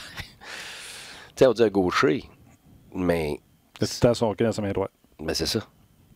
C'est drôle. J'ai jamais pensé à ça. Ça fait 45 ans que je fais ça. Ben, je le sais. C'est quand même... Dans le fond, c'est niaiseux un peu, là. Mais c'est parce que c'est ta main d'en bas qui va dicter si t'es gaucher ou droitier, c'est ton bâton. Mais en réalité, là, tu tiens ton bâton à peu près entre 70 et 80% du temps, tu tiens à une main ton bâton pendant un match, pendant tout le match. C'est pour ça que je trouve ça niaiseux que les coachs continuent encore de dire « 2 mains sur le bâton, 2 mains sur le bâton ». Eh, moi, ça me fait vomir, ça. Ah ouais? Ah, sérieux, là. Tu sais, ça, c'est du vieux hockey, là. Je dis, parce que défensivement, c'est 95% du temps, c'est une main sur le bâton parce que t'es stick on puck, on dit ta palette sur la palette ou la rondelle pour défendre, pour empêcher que le joueur te déjoue, fasse une pause, bon, pis tout ça. Fait que si t'es à 2 mains, t'as pas du tout la même portée, là. Physiquement, là, gars, je peux pas aller plus loin que ça, là. Une main, là, regarde ça, ça va jusque là-bas. Fait un gars comme Chara, un gars de 6 pieds 4, tu mets-tu la portée? C'est 9, ben, c'est ça. Puis c'est pour ça que, tu sais, puis quand tu coupes la glace aussi, tu sais, surtout quand tu t'en vas, mettons, un gaucher comme moi qui s'en va à droite, ben, il va avoir une main, fait que là, il laisse son bâton derrière pour, tu sais. Fait que ça, là, ça fait partie des skills que les jeunes devraient apprendre quand ils sont jeunes. Tu sais, le monde, quand je les explique, ils pensent tout le temps, il faut commencer à essayer de déjouer du monde. Puis là, après ça, les gars arrivent junior majeur, il faut que tu casses ça. Parce que tu n'as même pas 8% des jeux qui fonctionnent. Fait que là, il faut t'apprendre à lire le jeu, à lire les espaces libres. Là, fait que là, tu passes toute ta jeunesse à te faire dire 2 mains sur le bâton. OK? Alors que quand tu n'as pas la rondelle, pour patiner à ta pleine vitesse, il faut que ce soit une main avant d'avoir la rondelle. Quand tu as la rondelle, là, il y a des moments, évidemment, que tu as 2, tu sais, pour lancer et tout ça, mais tu as des tonnes de moments que tu es à une main du bâton parce que tu protèges ta rondelle, tu tournes de côté. Quand on jouait à ice hockey, c'était comme ça qu'il patine. Mais c'est ça, là. C'est ça, là. C'est pour ça que moi, ça, en tout cas, ça, là, regarde, en anglais, on disait pet peeve, là. Tu jouais ça, toi, ice hockey? Oh, ça a été vu un petit peu, là, mais mon gars me torche, là, je suis tanné, moi. Okay. Mais OK, tu joues encore aujourd'hui? Ben, plus, non, honnêtement. Non, honnêtement, j'aimerais ça, mais il veut plus jouer avec moi. Fait que, regarde, non, mais c'est pas ça, il y a 17 ans, là, une petite blonde, puis regarde, papa, là. Fait que t'es tout seul avec ta console? Puis tu dis, non, honnêtement, tout seul, je joue jamais. Jamais. Mais OK, toi, NHL, tu joues à ça des fois. J'aimerais avec mon gars une fois de temps en temps, mais c'est tout. Le reste, regarde, quand j'étais jeune, Mario Bros, les affaires-là, mais j'ai pas connu le jeu de hockey, Blade of Steel. Regarde, la vérité, là, tu veux mon opinion là-dessus, c'est tout le temps perdu là-dessus, là, c'est du temps que tu peux mettre sur des choses importantes. Je suis d'accord. Fait que c'est ça ce que je pense. Mais ça serait quand même drôle. Est-ce que c'est divertissant? Oui. T'sais, on va reconnaître que c'est divertissant, sinon personne ne jouerait à ça, c'est sûr. C'est juste que c'est tellement. Tu restes tellement pris là-dessus, tu t'en aperçois pas, mais hey, ça fait 3 heures que je suis là-dessus. Mais oui. Fait que tes devoirs. C'est tout ce que tu aurais pu faire. C'est ça, justement. Quelqu'un qui joue au hockey, t'es-tu allé t'entraîner? T'es-tu été avoir des discussions avec tes amis? Quel genre de chimie, quel genre de relation que tu vas avoir dans la vie? Puis l'école, tabarouette, écoute, quelqu'un qui veut avoir des grosses notes, là, il faut qu'il étudie. T'sais, comme là, ma fille, on était dans l'auto, elle a étudié 8 heures de temps en s'en allant, puis 8 heures de temps en revenant. Oui, parce que tu es allé visiter l'université Yale en fin de semaine. Oui. Je pensais qu'il y avait juste les Whalers au Connecticut. Non. Écoute, c'était pour un papa, là, c'était plus que génial de passer un week-end incroyable parce que c'est là, il y a plusieurs universités qui la veulent. Puis là, elle vient juste d'avoir 16 ans. Elle est dans le programme Hockey Ontario. Là, fait que ça va bien. Ben, on verra pour Hockey Canada cet été. Mais là, elle avait été choisie des 22 mai en 2003 en Ontario. Fait que là, c'est sûr que là, elle joue pour les 67 d'Ottawa. Le junior majeur, finalement, puis ben c'est ça. Fait que là, on est là-dessus, là, les universités. Fait que, c'est cool. McGill, évidemment. McGill est allé pratiquer avec les filles de McGill. On en rencontre d'autres, là, puis on a des...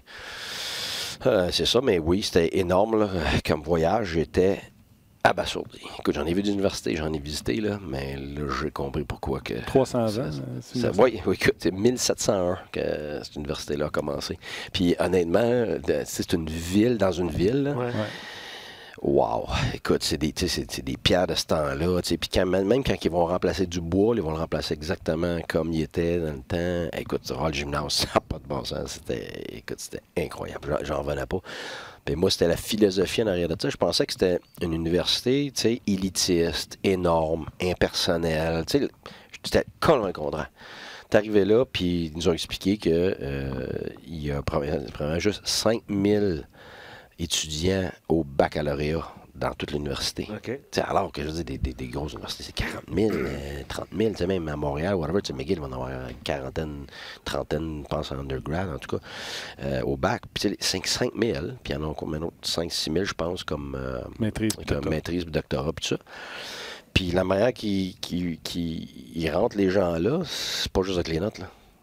Ils ont 38 000 applications, puis ils passent chaque application, ils sont comme une vingtaine à choisir, puis ils lisent toutes, puis qu'est-ce que la personne fait? Fait qu'ils veulent des individus qui sortent de l'ordinaire, pas des étudiants qui ont 97 de moyenne générale. Il me l'a dit, regarde, 98 de moyenne générale, là, puis on peut facilement le tasser parce que c'est rien que ça qu'il fait. Fait juste étudier, mais quelqu'un qui a, tu sais, puis comme pour nous autres, c'est le fun parce que à cause de notre vie, tu sais, on a déménagé, mon épouse 15 fois dans les 22 dernières années, puis mes enfants, je pense, sont rendus, mon gars est rendu à 9, je pense. Puis mes filles, je pense, sont à 8, là. Ils voyagent léger. Ben c'est ça, mais sauf que qu'est-ce que ça fait? Ça fait des gens résilients, ça fait des gens qui sont capables de téléporter n'importe où, puis de s'adapter. Écoute, moi, je vois mes enfants, on est partis en français, elle ne parlait pas un mot d'anglais, pouf, on est arrivé en Ontario, on est arrivé à Tampa, il ne connaît pas culture, il ne connaît pas personne, boum, pitch ça dans l'école, après, il ne parlait pas anglais. C'est après 1 mois et demi ta première de classe, c'est fou, là. Il ne parlait pas anglais pantoute, là. Là, après ça, il joue au hockey, moi, mais je ne joue pas avec des filles, il n'y a pas de filles qui jouaient là-bas, là. Fait que pas rien que des petits garçons jusqu'à l'âge de personne, tu allé en Suisse. Puis là, en Suisse, avec des Allemands. Elle a appris l'allemand. Et puis elle jouait avec des garçons jusqu'à Pee-Wee 2A, là. Écoute, elle était même habillée dans... Tu sais, là-bas, en Europe, c'est différent, là. Puis elle s'habillait dans le champ avec les petits garçons, puis... Hey, c'est fou, hein, comment une joueuse de hockey peut jouer haut sans voir son père qui crie dans les estrades parce qu'il est occupé à côté. Mais tu sais, c'était génial parce qu'elle pratiquait dans ma patinoire. Fait qu'à tous les jours, Suisse, elle partait de l'école en Suisse, puis elle arrivait à ma patinoire, je la voyais pratiquer, on jasait, tu sais. Écoute, ça, c'était génial. Mais en tout cas, tu sais, comme père... Tu vois toutes ces années-là, puis écoute, c'est une travaillante, là. Tu sais, à l'âge de 3 ans, elle mettait sa patinoire, et on la sortait, les orteils bleus, là. Elle sortait pas, là, tu sais, mais tu regardes tout le travail. Tu sais, pendant que toutes les autres, ben, elle sacrifiait du temps, puis de l'énergie, tout ça. Puis là, tu es assis dans une classe à Yale. Là, tu fais, wow, il y en a qui te demandent, c'est cher à l'université Yale? Oui, tu veux répondre? Oui, ça coûte une beurrée, mais pas nécessairement. C'est là que je trouve ça génial. T'sais, pour les États-Unis, évidemment, ici, on est chanceux. Au Canada, on chiale pour 5 000 $, mais là-bas, c'est beaucoup plus cher que ça. Mais j'aime leur principe là-bas, c'est au besoin. Ça veut dire qu'un parent, mettons, qui fait 75 000 par année, c'est le seul revenu de la famille, bien, c'est gratuit à la Yale. C'est gratuit. Okay. Parce que leur philosophie, c'est qu'ils ne voudront pas se passer d'un individu de premier plan juste parce qu'ils n'ont pas assez d'argent.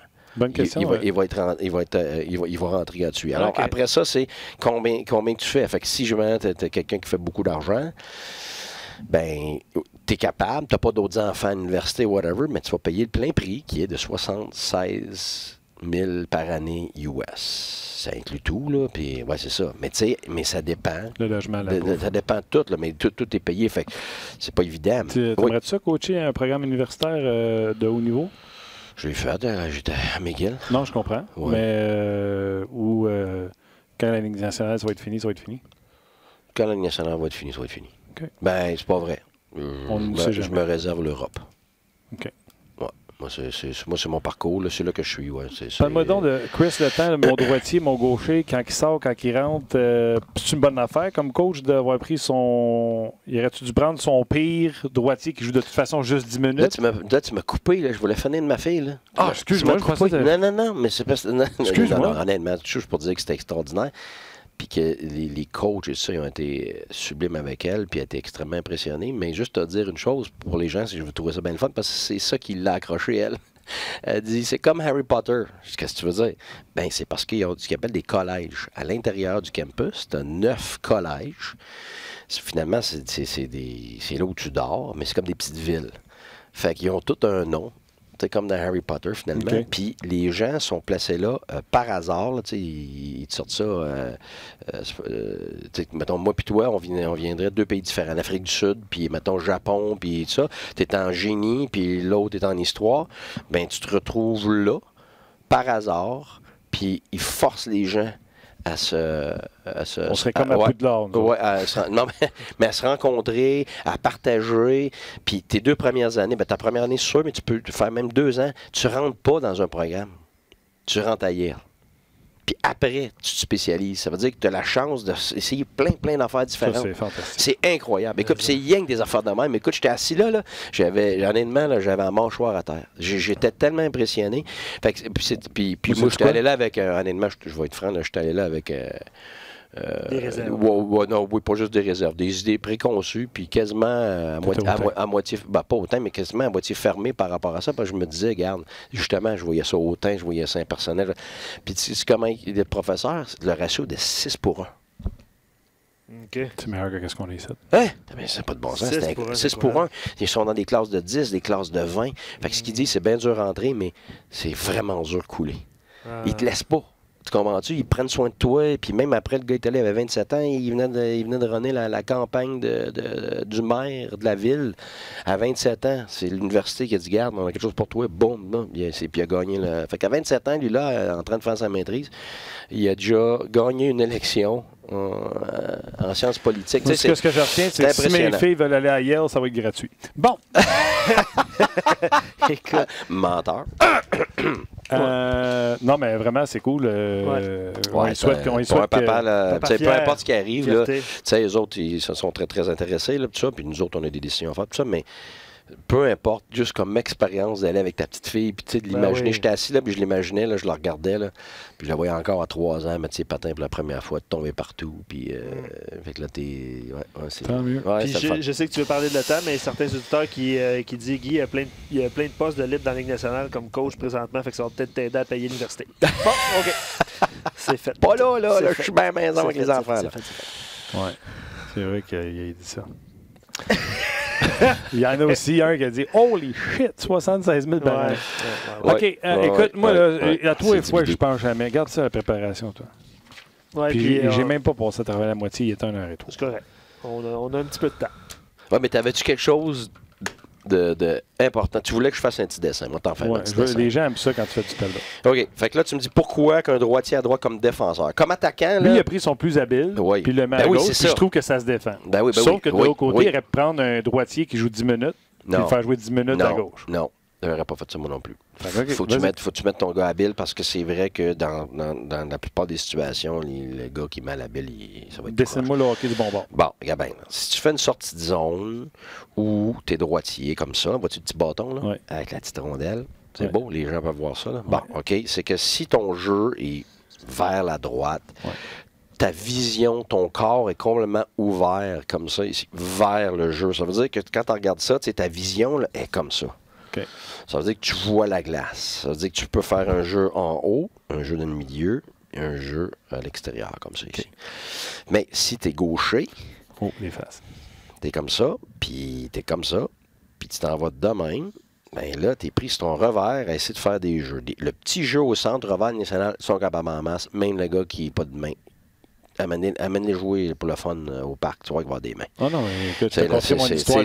C'est des gars qui ont pas l'air d'avoir la main dans le national, mais c'était des gars, c'était les meilleurs joueurs de leur équipe. C'est pour ça que le monde dit lui, il est pourri. Ouais, ben, t'as une minute, là. J'ai toujours compté mon histoire de Paul Di Pietro, je te compterai ça. OK, bon. Fait que là, t'es pris sur ton revers. Fait que là, souvent, ça fait pas une belle passe, puis t'es pris rapidement, puis l'adversaire en plus le sait. Fait que le bâton sur la rondelle beaucoup plus facilement. Quand tu joues défensivement, puis tu as un gaucher à droite, tu le sais, puis tu l'attaques en fonction de? Ben, c'est toujours bâton sur la rondelle. Tu dis pas gaucher ou droitier. Oui, des fois en arrière du filet. On dit, OK, quand un gaucher est en arrière du filet comme ça, ben là, tu vas vouloir aller le mettre sur son back-end. Sauf que la vérité, là, dans une game, ça se passe en des fractions de secondes. Fait que ça va arriver, le gars va le faire. Mais il n'est pas devant le net. OK, es-tu gaucher, es-tu droitier? OK, là, j'y vais, trop tard. Tu comprends-tu? Fait qu'avant, quand le hockey était plus lent, peut-être. Aujourd'hui, le garde. Pression, go. Mais c'est bâton sur la rondelle, c'est bâton si t'éconnes pas qu'on appelle. Puis ce qui fait que le gars est obligé de protéger sa rondelle pour gaucher ou droitier. Mais c'est clair que si tu mets un gars qui n'est pas de son bord, mais sauf que ça, c'est une instance. Là, je vais t'en donner un autre. Tu vas me dire si le gars... un test. Ben garde. OK, mettons que tu mets de ce côté-ci, là, t'as ton droitier à droite, puis t'as ton droitier à gauche. OK. Right? Si tu fais un reverse, comme ça arrive souvent, est-ce que d'un côté comme de l'autre, il est désavantagé? Non, c'est le contraire. Tu comprends-tu, de ce côté-ci, si lui fait ça comme ça, c'est facile sur le back-end, c'est encore plus facile sur un back-end de faire un reverse. Et de l'autre côté, la même chose. Si tu as un droitier ici comme ça, puis ce gars-là ici fait un bank-up, un reverse, bien, le temps qu'il va l'avoir ici comme droitier, est-tu avantageux ou désavantagé? Il est sur son droit. Exactement. Fait que c'est pas tout dans les instances de jeu qui font que tu es désavantagé avec ça. Défensivement, évidemment, quand tu vas prendre l'attaque, si tu es un gaucher ici comme ça, ben, il y en a qui disent « OK, ça m'aide défensivement. » Ben oui, puis non, parce qu'on tient le bâton à une main avec quelle main? La main droite, là. Exactement. Ça veut dire que ton bâton est comme ça, puis tu es gaucher. Ça veut dire que quand le joueur va s'aventurer là, c'est plus difficile de venir mettre ton bâton. C'est plus facile pour l'empêcher de couper en dedans. Mais la minute qu'il s'aventure à l'extérieur, tu es pris avec un pivot à faire. Puis c'est souvent dans les pivots que les joueurs se font battre. Parce que là, tout le poids est à droite. Tu sais, ton bâton est à droite, tu le tiens. Fait que là, pour que ton bâton s'en aille bâton sur rondelle, pour empêcher les passes, bien, tout ton corps, tes épaules doivent tourner. Fait que là tu as une perte de ballon ou une perte de contrôle. Tandis que de l'autre côté, si mettons, tu es un droitier comme ça, un gaucher, excuse-moi, tu tiens ton bâton à une main à l'extérieur, t'empêches quand même qu'il vienne en dedans, mais c'est plus facile de mettre le bâton sur le bâton. C'est pour ça que ça dépend vraiment, mais c'est sûr que pour les choses de base linéaires, tu es mieux de ton côté comme défenseur. En zone offensive, c'est la même chose. OK, dans la Ligue nationale maintenant, c'est dur de faire une passe pour un one-timer, un lancer sur réception. Okay? Ça prend un jour où quelqu'un s'est perdu, tu as réussi à avoir un... Fait que tu en as une fois de temps en temps, évidemment, mais souvent, c'est ce qu'on appelle un shuffle, puis un wrister, ça veut dire tu te tasses en patinant d'un côté comme de l'autre, la plupart du temps sur ton côté fort, donc sur ton côté, mettons tes droitiers ici, et tu vas essayer de gagner de l'espace. Ça veut dire que ton gars s'en vient sur toi, puis pour éviter que le gars fasse face à toi pour bloquer le lancer, ben, tu demandes ce qu'on appelle un shuffle, ça veut dire qu'il est vers le côté le plus rapidement possible. Fait que là, le joueur est en retard, fait que là, tu te crées cette ligne-là vers le filet comme ça ici. Surtout s'il est face à toi au lieu d'être face à ben oui, exactement. Fait que là, c'est facile pour toi d'envoyer un lancer du poignet. Fait que c'est un shuffle, wrister qu'on dit en anglais. Alors, ça veut dire, il faudrait que je trouve un mot pour shuffle, là, m'attarde à ça. Mais c'est un lancer du poignet en patinant. Fait que ça, c'est beaucoup plus facile. C'est rapide. Parce que maintenant, les joueurs bloquent tous des lancers. Fait que tu sais, l'histoire de comme avant, tu reçois un lancer, là, tu t'élances, regarde, là, ça, c'est... Tu shottes ses pattes. Ben, c'est ça. Ben oui, regarde, en national maintenant, oublie ça. Là, si tu l'arrêtes puis tu crains là, au plafond, là, regarde, oublie ça, c'est fini. C'est dans le junior, la même chose. Là. Fait que là, il faut que tu te crées de la mobilité. Puis c'est pour ça que tu vas avoir les défenseurs qui jouent en largeur. Fait qu'en largeur, comme ça, puis tu t'en vas à l'extérieur tout de suite, mais le gars d'en haut, là, il est obligé de faire un arc puis il se rend pas souvent. Puis ça permet d'avoir des lancers moins foudroyants, mais des lancers qui se rendent au moins. Puis ça, avec la mobilité des défenseurs, maintenant, on en a de plus en plus. Tu sais, c'est la même chose. Par contre, si tu as un gars qui, mettons, comme Le Temps, qui est droitier de ce côté-ci, ben là, il va avoir de la misère à faire ces choses-là. Il va toujours prendre le milieu plus souvent. Il va avoir de la misère à l'extérieur parce qu'il va devenir sur son revers. Sauf que quand son partenaire va avoir la rondelle ou qu'il y a un joueur qui s'aventure ici, il est disponible avec son one-timer sur son lancer sur réception. Fait que c'est pour ça que c'est pas fait pour tout le monde parce que je te dirais, mettons, 70% du temps, le gars, il va être mieux de son bord pour les choses simples, qui arrivent plus souvent. Mais pour un 30%, un gars qui est assez habile, à mobilité, puis a des bonnes mains, puis une bonne vision, va être capable de s'en sortir. Et non seulement ça, il va se donner d'autres atouts qu'il n'y a pas de l'autre côté. Fait que c'est pour ça que ce qui est fermé comme droitier à gauche ou gaucher à droite est ouvert quand tu es en attaque. Oui, exactement. Parce que là, il est rendu ici, puis là, il ouvre les patins, puis là, il voit toute la glace en largeur. Tandis que s'il est ici, il a l'épaule fermée à tout ce qui est par ici, puis tout ce qu'il peut voir, c'est en bas ici, puis là. Exactement. Puis, honnêtement, ça s'applique aux attaquants. C'est pour ça que les gens, là, c'est un gaucher, il faut qu'il joue à gauche. Moi, c'est un droitier. Bien, je m'excuse, la plupart des équipes vont pincher, right? Mais on va te le mettre. Si tu as un efface, là, parce que je suis tout beurré, là. Malheureusement, non. Malheureusement, on n'a pas d'efface. On va l'avoir demain. Ben, je vais me beurrer, là, puis m'essuyer. Bon, OK? Bon, regarde bien ça, là. Les équipes, ils vont faire ce qu'on appelle un pinch, right? Ouais. OK? Donc, le défenseur qui vient s'aventurer sur l'ailier quand il va recevoir, avant de recevoir le rendez-vous ou quand il le reçoit. Ce gars-là, évidemment, va être aidé de l'attaquant, le F3, tu sais, comme on a parlé autrefois, le A3, OK? Puis du défenseur ici. Sauf que, contrairement à avant, où il n'y avait pas beaucoup de ça, ben là, comment tu gères ça si tu es un droitier qui reçoit une rondelle? Comme ça? Tu l'as dans le dos. Tu l'as d'en face, là? Ouais. OK? Fait que tu es obligé de protéger ta rondelle. Fait que là, le joueur, il aime bien mieux ce qu'on appelle shield and manage. Ça veut dire que tu te protèges et tu gères ta rondelle. Comment? Tu montes ton corps, tu tournes ton dos pour pouvoir protéger ta rondelle. Alors, si c'est ça le cas, t'es-tu mieux d'être de ton bon bord ou de ton mauvais bord? T'es mieux d'être de ton bord. T'es mieux, exactement. T'es mieux de ton mauvais bord. Parce qu'ici, le gaucher, lui, va être capable. Puis s'il lui est pas là, il va quand même avoir, dans la ligne nationale, avoir une passe sur le revers, la bâtisse. Je m'excuse, le capable d'avoir une passe sur le revers. Bon. Ça veut dire que dans des espaces libres, quand il y en a, tu l'as sur le revers, il n'y a pas de problème.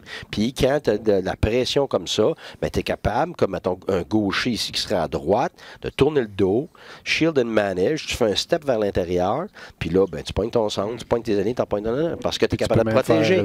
Ben, justement, c'est que, comme je t'ai dit tantôt, c'est plus facile sur ton revers quand tu fais un bank-off, autant pour un reverse que ça, de le mettre là. Fait que ça veut dire que tu envoies ça de revers là, puis ils sont partis. Puis là, comme je t'ai montré, c'est quoi une grosse tendance maintenant dans la ligne nationale pour les sorties de zone? C'est quoi?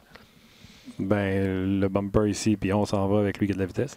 OK, ça veut dire qu'ici, là, non, mais là mettons, tu as ton ailier, l'ailier, tu as l'autre ailier, puis là, le centre, là, tu sais, qui va être plus bas. Lui, il fait quoi, ses sorties de zone? Slash cross! C'est ça, OK? Fait que là, tu vas avoir souvent ce joueur-là qui s'en va là. OK, d'abord, t'es-tu bien d'être un gaucher ou droitier dans cette situation-là? C'est facile gaucher le recevoir, mais une fois que tu l'as reçu, une fois que tu es rendu en zone offensive, t'es-tu mieux gaucher ou droitier? Ben, moi, je dirais gaucher. Là. Mais non, droitier. Tu vas protéger ta rondelle comme droitier. OK. Mais tu vas Tu comprends-tu? Oui, oui, OK. Fait que c'est pour ça, moi, ça me ferait l'histoire de gaucher-droitier. Là, écoute. Puis c'est la même chose sur le back-check. Tu sais, c'est le centre qui est en bas comme avant. Hey, t'as une minute, là. Le centre, là, il perd une lame là, en arrière du filet, là, ou bien il back-check comme un bozo, là, puis il n'y a personne, là. Tu vas attendre, ton défenseur va travailler tout seul pendant une demi-heure dans le coin. Moi, je reste ici et j'attends mon Moi, je sais pas, il va pas. Ben voyons donc, c'est fini, ce stocké-là. Là. C'est le premier gars arrivé. T'aimerais ça, normalement, quand tes centres sont fiables. Ça, c'est une autre affaire. Ça, c'est parce que ton centre est supposé être plus fiable que les autres. C'est pour ça que je joue au centre. Mais c'est pas nécessairement vrai. Pas que ça soit Stone. Ben non, mais c'est ça. Ben justement. Souvent, tu as des alliés plus fiables. Tu as des alliés plus fiables des fois que tes centres. Fait que tu veux pas avoir le centre dans le bas. C'est pour ça que moi, puis ça fait longtemps, depuis midget comme coach, je sais, je passais par un énergumène au début. Moi, c'était toujours. Tous mes systèmes étaient basés sur l'homme le plus proche. That's it, that's all. Fait que là, ma zone défensive avait l'air tout croche, mais c'est devenu ce qu'on appelait le swarm. Mais c'était la personne la plus vite. Fait que tu étais premier sur la rondelle, puis si tu l'étais pas, tu étais tout de suite en face de quelqu'un. Fait que là, tu venais à peu près 60% des situations, ils venaient de mourir, tu sais. Puis après ça, ben, tu as des permutations. Mais oui, tu gères les permutations après. Tu sais, dépendamment de ce que les entraîneurs veulent. Tout le monde a sa façon de faire ça. Mais pour moi, comment tu fais pour accélérer la game, même quand tu n'as même pas des joueurs rapides, ben, tu joues rapidement. Comment tu fais pour jouer rapidement? Passer la rondelle vite. Il faut être toujours. Tes systèmes, il faut qu'ils soient basés sur l'homme le plus près. Puis, tu sais, on dira jamais back-checker, assez. c'est qui là, qui va aider en bas? Le premier back-checker, c'est l'homme le plus près. La rondelle voyage plus vite que n'importe qui. Exactement. En tout cas, c'est juste des petits insights. Ça, c'est un avant-goût d'un autre angle? T'es d'un autre angle ce soir? Oui. Mais lui, il voulait prendre un break à soir. Oui, il voulait prendre un break. Mais regarde, qu'est-ce que tu veux. Fait que, c'est quoi, 19h? 19h. Il va chauffer, là. Tu deviens rouge. Oui. 19h ce soir sur RDS 2. C'est RDS 2 et RDS Direct. Martin, oublie pas. C'est ça, RDS 2? RDS 2, oui. RDS 2 et les sénateurs jouent hier, fait que les sénateurs ne seront pas à RDS 2. D'ailleurs, les sénateurs sont sûrement déjà à Montréal. Ils vont regarder ça à TV. Canadien-Pingouin. Et demain, ce sera le match canadien-sénateur qui, eux, ont battu les Bruins hier. Grosse victoire pour eux autres. Moi, je ne serai pas là. OK. Tu seras pas où? Ici. Demain? Non. Arrête, tu me dis où hier? Oh, je suis le midi. Oui. Ouais, après ça, je suis parti. Okay. Chez nous. Arrête de me Parce qu'après ça, on s'en va à Penn State. Pour vrai. Ah oui, bah. Tu voulais faire ta job de paix? C'est ça. Ben voilà. C'est ça. Je prends. Vas-y. Je voyais un dernier commentaire. Là. Ça résume bien l'émission des sujets dont on a parlé. Le Paris. J'espère que je prononce comme il faut. Je ne sais pas si c'est son vrai nom. Il dit il n'y a rien de mieux qu'un bon balado on jase avec une game de NHL 2020 pour se ressourcer en vue d'un gros après-midi d'études, PM, soirée, nuit. L'important, c'est la discipline, la détermination et le travail sous pression. Je suis d'accord. Finissant à la maîtrise en relations internationales UDM. Honnêtement, je suis d'accord avec lui. Le gros problème, c'est aussi ce qu'il vient de dire. C'est la discipline. Il y a très peu de gens, très peu de gens qui l'ont. Fait que je le félicite, lui, de l'avoir. Sérieusement, s'il y a cette discipline-là, c'est bravo parce qu'il y a très peu de gens, puis des gens de qualité, là, qui n'arrivent pas à avoir cette discipline-là. Mais tu sais, c'est pas juste avec des jeux vidéo, c'est avec n'importe quelle addiction. On dit comment ça en français? Addiction. On dit ça de même? Addiction, ça existe, ça. Non. Ça n'existe pas, là. C'est une dépendance. Bravo, les gars. On va se partir un Larousse, tu vas voir. Mais non, mais... Oui, mais tu sais, parce que ça en est un fléau dans le national, là. C'est pas une blague, là. Mais non, je suis sérieux, j'ai déjà fait des chroniques là-dessus. Les 4 sports majeurs se sont rencontrés pour savoir qu'est-ce qu'ils font avec ça. C'est clair, là. Sans nommer de nom, avais-tu un problème de ça? Surtout dans le temps des sénateurs, parce que tu n'aimes pas. Tu sais pas. T'es pas couché avec le gars dans son lit, là. Non, toi, tu dors pas, mais les autres... Ben, sauf que tu vois dans la face du gars le lendemain, là, mais sauf que tu sais pas c'est quoi, là. Là, tu vas-te demander, mais regarde, t'es-tu allé courir la galipote? T'étais-tu sur ton jeu vidéo? Parce qu'il est dans sa chambre, il respecte son couvre-feu. Ben, c'est ça, là. Fait que... T'as pas vraiment accès. T'en parles, là. Tu sais que toute cette éducation-là est faite partout, là. Tu sais que les Canucks ont banni le jeu. Si tu te faisais prendre avec le jeu Fortnite. Ah ouais, hein.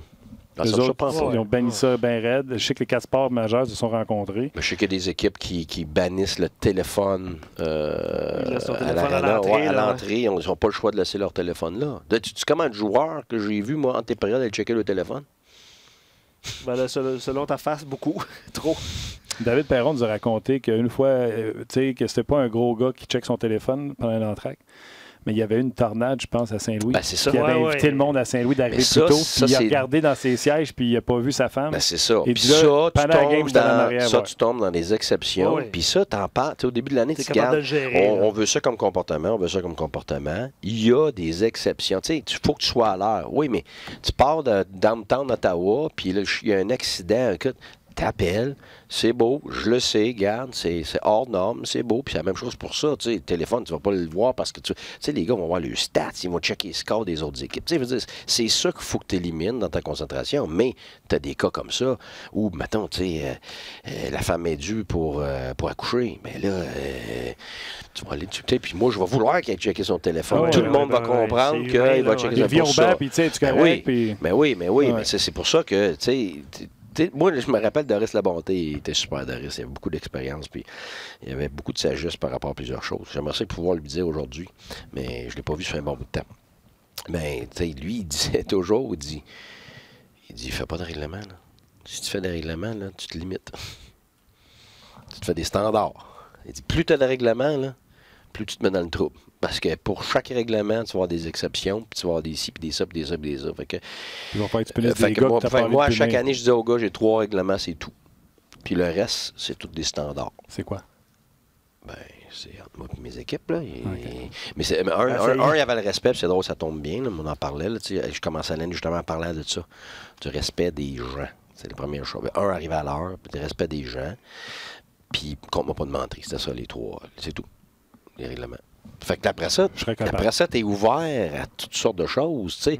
Parce qu'après ça, tu sais, mais regarde ça, buddy, là, c'est pas professionnel. Est-ce que tu trouves que ça fait-tu dans nos standards de professionnalisme, puis de vouloir plus, puis de, tu sais.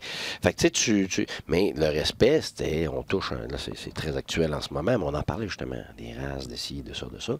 Et ça fait partie de ta culture, là, tu sais. On est une équipe, il n'y en a pas, il n'y a pas de couleur de peau. Puis chaque organisation va vouloir, mettons, ton propriétaire ou ton gérant, ils vont vouloir qu'il y ait des choses qui soient abordées, puis ça, c'est important pour eux autres. Fait que Gaggy, il dit, moi, là, ça, c'était règlement, c'est correct, ton équipe de hockey, mais nous autres, comme organisation, il y a ça, puis ça. Fait que là, tu ajoutes ça. Fait que, tu sais, quand tu as ton premier meeting avec tous les joueurs, c'est pas juste les joueurs de ton équipe, c'est les joueurs qui essayent l'équipe. Tu as une cinquantaine de 55 joueurs. Ben, tu discutes de ça, puis comment on se comporte. Puis évidemment, après ça, puis là, c'est pas juste coach-joueur, c'est coach de thérapeute, c'est thérapeute-joueur, c'est avec gérant, tout ça. Fait que, tu sais, écoute, moi, tous les jours dans ma tête, j'avais 40 personnes dans la tête, là. Je gère 40 personnes à tous les jours à l'ARENA. Tes 23 joueurs, ton medical staff, ton physio, ton préparateur physique. C'est ça. Puis t'es trainer, puis tu le quittes, là. Tu sais, t'en as, là, c'est fou, là. OK.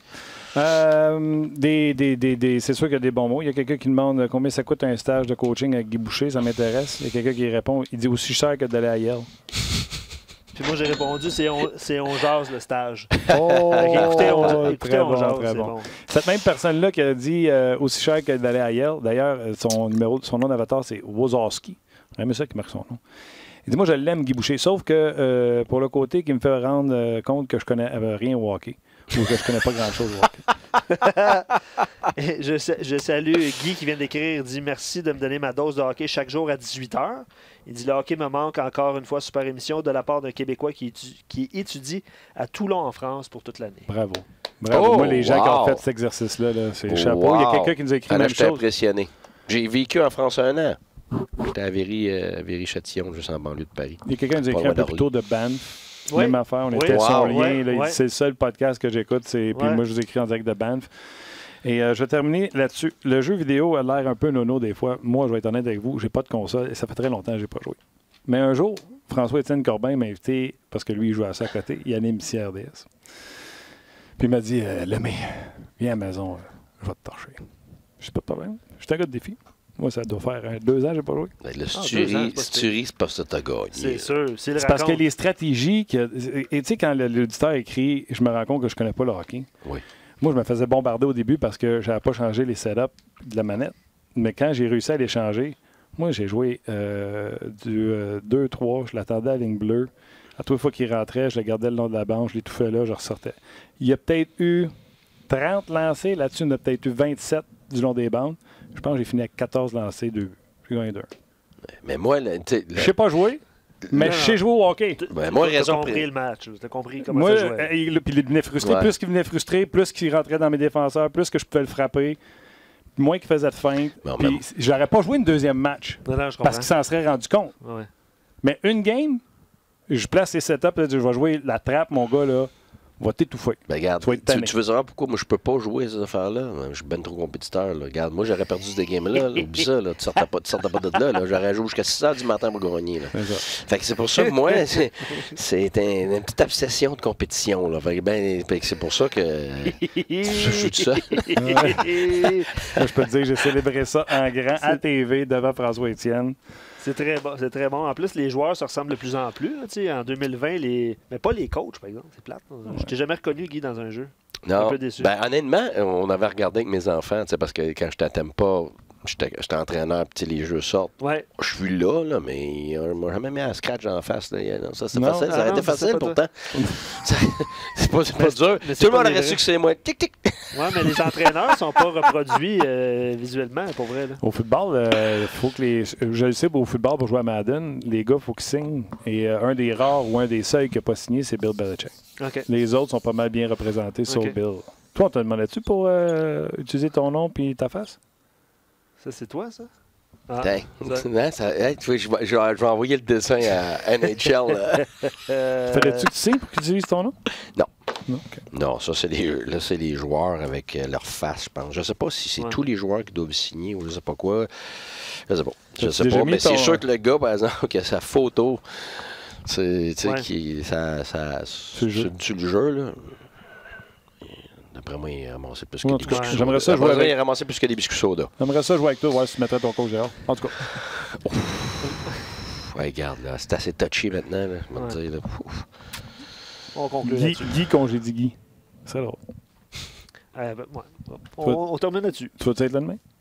Oui, t'es là demain. Je suis là demain. Good. Puis tu vas amener une face demain? Demain, oui. Ben, super. Sais-tu quoi? Tu t'en vas d'un autre angle tout à l'heure? C'est-tu demain qu'on a la première fois qu'on a une caméra? Tu ramèneras les faces d'un autre angle. ici, d'ailleurs, bientôt.